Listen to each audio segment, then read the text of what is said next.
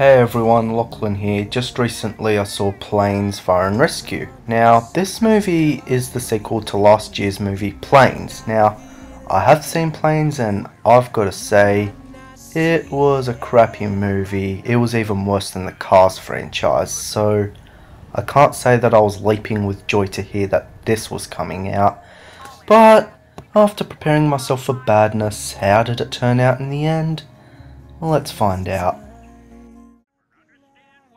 So let's start with the main plot itself.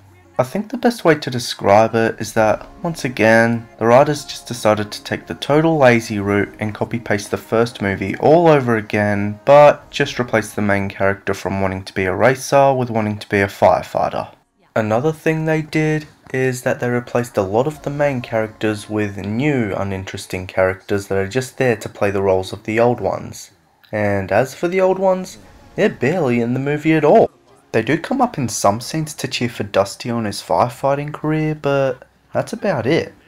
So, as you can see, this is one of those sequels that rehashes the first story because the writers weren't ready to make a sequel yet.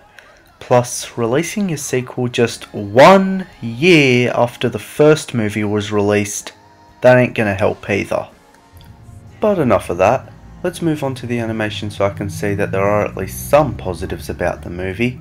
The animation does look good and it's pretty suitable for an animated film. Nothing spectacular, but still fine as it is.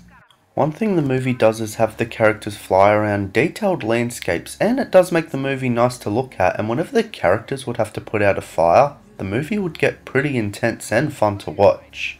If I do have to make a complaint, it's that the background animation doesn't really offer much. As nice as it is, all it gives us is just forests, mountains and buildings like we see in other films.